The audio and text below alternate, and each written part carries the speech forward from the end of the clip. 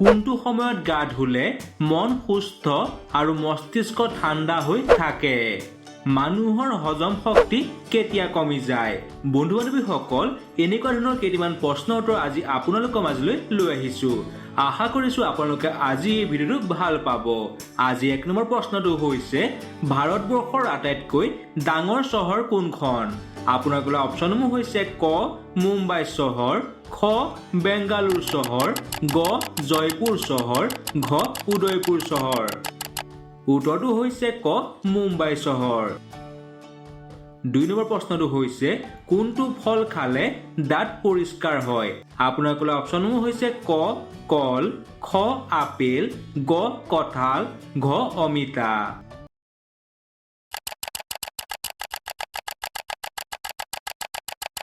হয়, উত্তৰটো হৈছে ঘ অমিতা। 3 নম্বৰ প্ৰশ্নটো হৈছে ভাৰতবৰ্ষত প্ৰথম কম্পিউটাৰ ক'ত বনোৱা হৈছিল?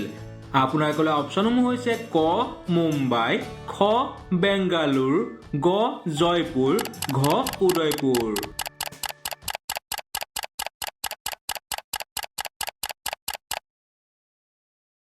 ইয়াৰ উত্তৰটো হৈছে খ বেংগালুৰু। 4 নম্বৰ প্ৰশ্নটো হৈছে সদায় চিন্তা কৰি থাকিলে শৰীৰৰ কোনটো অংগৰ ক্ষতি হয়? আপোনালোকৰ অপচনসমূহ হৈছে ক মূৰৰ, খ হৃদপিণ্ড, গ হাৰ্ট, ঘ মস্তিষ্ক।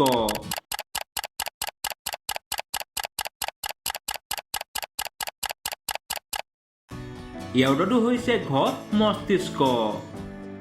5 নম্বৰ প্ৰশ্নটো হৈছে মানুহৰ হজম শক্তি কেতিয়া কমি যায়? আপোনালোকৰ অপচনসমূহ হৈছে ক ৰাতি, খ ৰাতিপুৱা, গ দুপৰীয়া, ঘ সন্ধিয়া।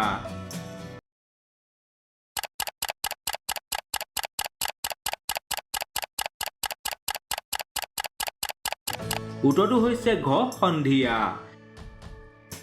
6 নম্বৰ প্ৰশ্নটো হৈছে এখন উৰাজাহাজত কিমানটা ইঞ্জিন থাকে? আপোনালোকৰ অপচনসমূহ হৈছে ক 2টা, খ 4টা, গ 6টা, ঘ 8টা।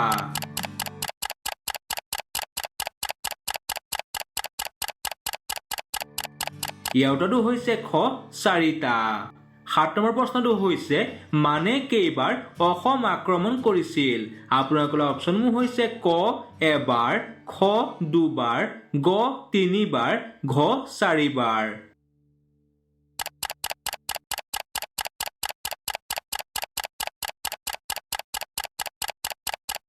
উত্তৰটো হৈছে গ 3বাৰ। 8 নম্বৰ প্ৰশ্নটো হৈছে গোটেই বিশ্বতে একে মুখৰ কিমানজন মানুহ থাকে জানেনে বাৰু? আপোনালোকৰ অপচনসমূহ হৈছে ক 7জন, খ 8জন, গ 9জন, ঘ 11জন।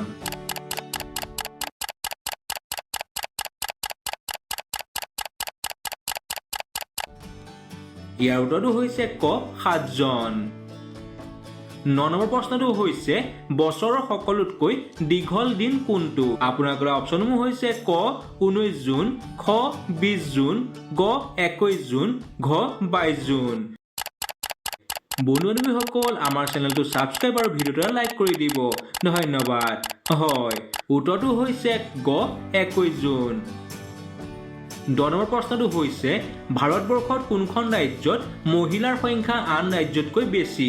আপোনালোকৰ অপচনসমূহ হৈছে ক কেৰেলা, খ উত্তৰ প্ৰদেশ, গ অসম, ঘ অৰুণাচল প্ৰদেশ। বন্ধু বান্ধৱীসকল, ইয়াৰ উত্তৰটো বাৰু কি হ'ব পাৰে? হয়, ইয়াৰ উত্তৰটো হৈছে ক কেৰেলা ৰাজ্যত। 11 নম্বৰ প্ৰশ্নটো হৈছে অসমৰ ৰাজ্যিক গছজোপাৰ নাম কি? আপোনালোকৰ অপচনসমূহ হৈছে ক আহঁত গছ, খ অৰ্জুন গছ, গ আম গছ, ঘ হুলুং গছ।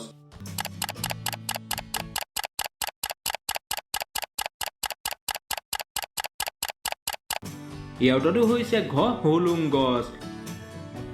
52 নম্বৰ প্ৰশ্নটো হৈছে জিকিৰ আৰু জাৰি কোনে ৰচনা আৰু প্ৰচলন কৰিছিল? আপোনালোকৰ অপচনসমূহ হৈছে ক বাঘ হাজৰিকা, খ গিয়াছুদ্দিন আউলিয়া, গ ইবন বখতিয়াৰ, ঘ আজান ফকীৰ।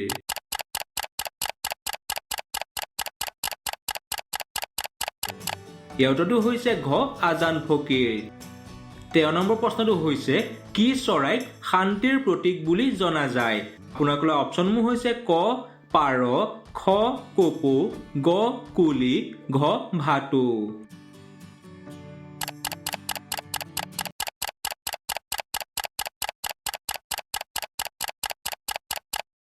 ইয়াৰ উত্তৰটো হৈছে ক পাৰ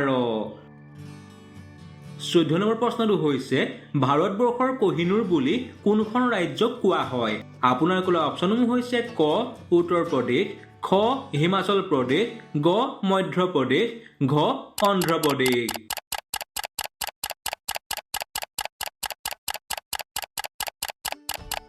ইয়াৰ উত্তৰটো হৈছে ঘ অন্ধ্ৰ প্ৰদেশ আজি 15 নম্বৰ প্ৰশ্নটো হৈছে অৰণ্য মানৱ বুলি আমি কাক চিনি পাওঁ আপোনালোকৰ অপচনসমূহ হৈছে ক মেঘা পাটকাৰ খ যাদৱ পায়েং গ পূৰ্ণিমা বৰ্মন ঘ সৌম্যদীপ দত্ত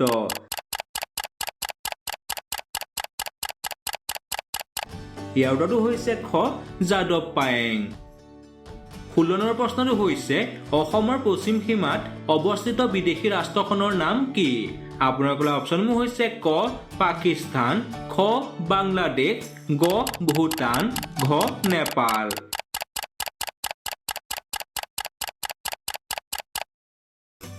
ইয়াৰ উত্তৰটো হৈছে খ বাংলাদেশ 17 নম্বৰ প্ৰশ্নটো হৈছে মানুহৰ মগজু কিমান বছৰলৈকে বৃদ্ধি হৈ থাকে আপোনালোকৰ অপচনসমূহ হৈছে ক 25 বছৰ খ 30 বছৰ গ 35 বছৰ ঘ 40 বছৰ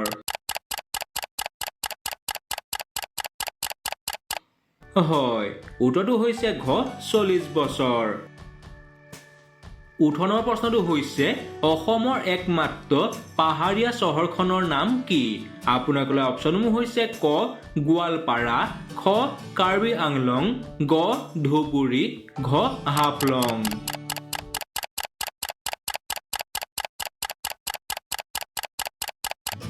ইয়াৰ উত্তৰটো হৈছে ঘ হাফলং আজি 19 নম্বৰ প্ৰশ্নটো হৈছে কোনটো সময়ত গা ধুলে মন সুস্থ আৰু মস্তিষ্ক ঠাণ্ডা হৈ থাকে আপোনালোকৰ অপচনসমূহ হৈছে ক ৰাতি খ ৰাতিপুৱা গ দুপৰীয়া ঘ সন্ধিয়া বন্ধু-বান্ধৱীসকল আমাৰ চেনেলটো ছাবস্ক্ৰাইব আৰু ভিডিঅ'টো লাইক কৰি দিব ধন্যবাদ হয় উত্তৰটো হৈছে খ ৰাতিপুৱা 20 নম্বৰ প্ৰশ্নটো হৈছে কাগজৰ মুদ্ৰা জাৰি কৰা বিশ্বৰ প্ৰথমখন দেশৰ নাম কি আপোনালোকৰ অপচনসমূহ হৈছে ক জাপান খ চীন গ ৰাছিয়া ঘ আমেৰিকা যুক্তৰাষ্ট্ৰ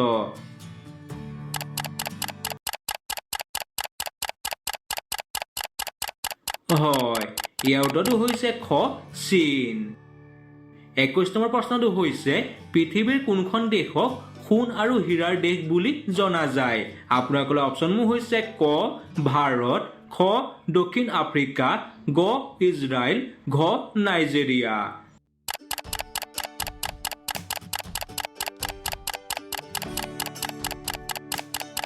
হয় ইয়াৰ উত্তৰটো হৈছে খ দক্ষিণ আফ্ৰিকা দেশক 22 নম্বৰ প্ৰশ্নটো হৈছে চিপছৰ পেকেটত কোনটো গেছ ভৰোৱা থাকে আপোনালোকৰ অপচনসমূহ হৈছে ক নাইট্ৰজেন গেছ খ হাইড্ৰজেন গেছ গ কাৰ্বন ডাই অক্সাইড ঘ মিথেন গেছ